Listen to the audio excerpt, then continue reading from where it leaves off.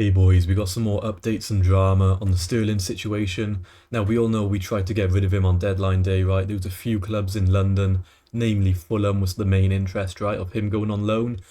Saudi Arabian clubs approached him and other clubs in that sort of area and, throughout Europe, but Sterling made it quite clear he wants to stay in London, which kind of shows he doesn't really care about playing football, right? He doesn't really care anymore.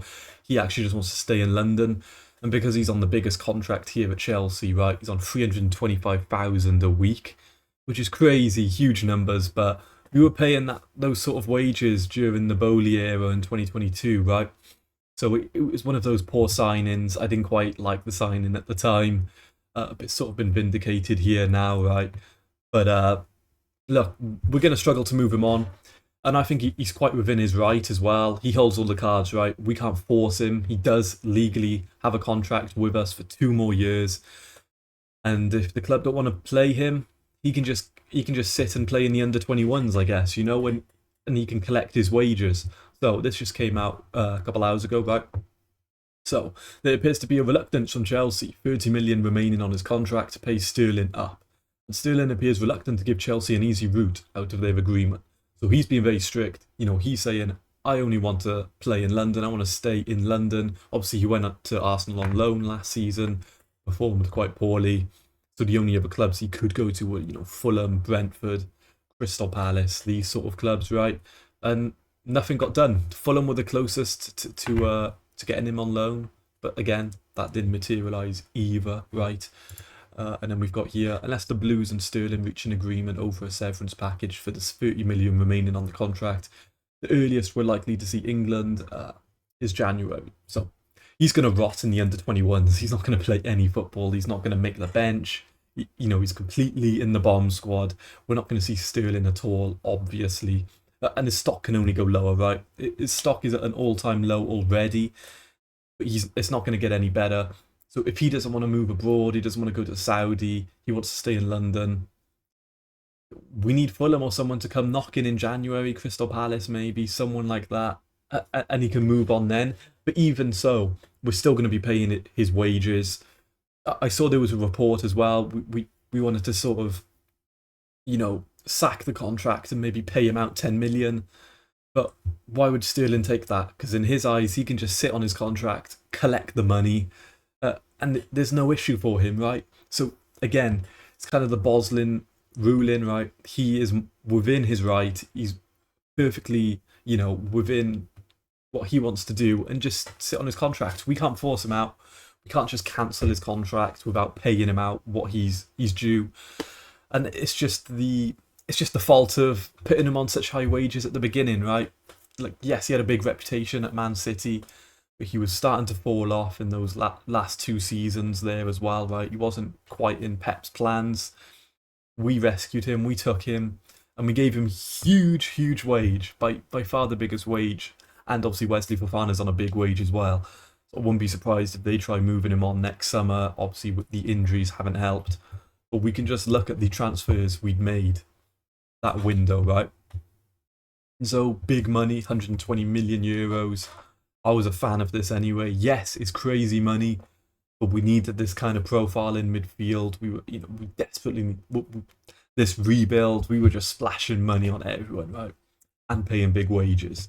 Fofana for 80 million from Leicester. Definitely overpaid for him. If we look at his stock now, right, we open up Wesley. Transfer market saying he's worth 25 million. I think he's worth more than that, but it just shows, we paid 80 million. Transfer market is now reporting that he's worth 25. I'd say we could at least get 50 million for him, but he's on big wages as well. Mudryk for 70 million. Now that flopped. Yeah. Not only did he get the drug issue and he's suspended for a couple of years, but even when he was at the club, wasn't quite performing how you'd expect a 70 million winger, right? Cucurella for 65 euros. Yes, we paid a lot, but I think this is one of the signings that did work. Sterling for 56 million definitely did not work. Huge wages. Brought in a big reputation player, doesn't quite have that ability anymore. Sort of poor signing. Koulibaly for 42, instant flop. To be fair, when we bought him, who's sort of meant to be like that Rudiger replacement, right? Bring a bit of experience into the defence. He was okay. He wasn't great. Again, he was on big wages. So when Saudi came knocking, we sold him. Little Badashiel, 38 million is definitely overpaying. I don't know what transfer market says he's worth now, 22. See, so this kind of era, you can look at the other transfers we made as well, like Cassaday for 15 million, and he flopped, and we sold him, right? So, the Andre Santos one, to be fair, that was a great signing. Aubameyang was a poor signing. Nacho Fofana was a poor signing. Felix on loan. At the time, it was on loan, so it was, why not? But I didn't agree with the actual purchase of him the following seasons, right? So, again, you can see from this era, we were definitely splashing big money, big wages, and since Todd Bowley stepped back, and we've got Winstanley and co, the transfer philosophy, it's definitely changed a lot, and hopefully we don't get stuck with another Sterling now. There should be an eye-opening sort of response to the Chelsea hierarchy. Let's not go out and get big reputation players on big wages who have the potential to flop, right? And especially if someone is comfortable now, just wants to stay in London, he's not really caring about making the England squad for the World Cup, or he doesn't really care about going out and playing football. He's quite happy to just collect the wage, right? So let's not get another situation like this. For me, I think Sterling's going to run his contract out. He might go on loan somewhere in January, but he's certainly not going to play any games at Chelsea. Maresca's going to completely freeze him out of the squad. I don't think he's even going to train with the main team either. So he's going to be completely frozen out of the team, right? And quite rightly, if he doesn't want to go out somewhere on loan, and he's making it quite tricky for Chelsea, Chelsea can also make it quite tricky for him. He's not good enough to play for us. We're quite stacked in that regard. And I'd rather play some of the academy kids who at least want to try and make something out of their career and show something for the badge, right? Sterling is certainly not going to be in that position anymore. So it was just a poor signing. We put him on a big wage, big contract, and now we're stuck with him. So if anything, that just shows to Todd Bowley and co, we need to, when we do dip into the market and we're going to splash on maybe an older, more experienced player, we've got to get it right. Because I certainly don't agree with, let's not go out and get experienced players who have already been there and done it. I think we should definitely add, 26, 27-year-olds to our squad. But it's got to be done in a smart way. I think getting Sterling, I didn't like it at the time. I think we can definitely be smarter there. So, big flop signing. We're stuck with him. Sterling's making it hard. He's quite within his right legally. It's the Boslin ruling. You can look back at the old court. He can wait and he can sit on his contract. He can collect 320k a week, and he doesn't have to play a single bit of football. So we've only got ourselves to blame. So moving on. Sterling will remain with Chelsea's bomb squad, which now includes Disasi and Fofana. I still have faith Disasi could go somewhere, could go on loan to the Turkish league. So maybe someone comes in and snoops for him. I don't think Disasi he's certainly not as bad as Sterling. He's not a great defender. He's very immobile and slow. He's basically Maguire, but the Chelsea version, right? I can see him going somewhere else. We can definitely probably get him on loan, moved away to, Bournemouth was sniffing around for him. Bournemouth lost both their centre-backs, right? So maybe someone else comes in or he goes to Turkey. So I still have a bit of faith we can shift to Sassy. Fofana had a few championship sort of clubs come in for him. But again, these are the flop signings that we made under the sort of, Todd Bowley era. But it wasn't all negative. Okay, and then we've also got a bit more information as well. So Chelsea opted against pursuing Conrad Harder or anyone else as they did not want to block Mark Gray's pathway. But the only problem as well is, where did it go? Oh, I don't have it here.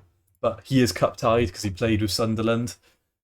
So maybe Schweinwaker can come on in a few of the Carabao Cup games. But I think for the general gist of it, we shouldn't have to rely on those sort of players too much anyway. Delap will be out for about 2 months, but otherwise we've got João Pedro who can step in. A few more players can play up top. It's not ideal, but they can still play there.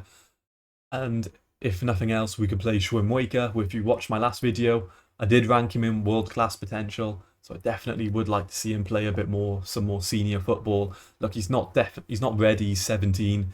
For me, he needs a loan in the Championship next season, but for such a big talent, he definitely needs to come on, right?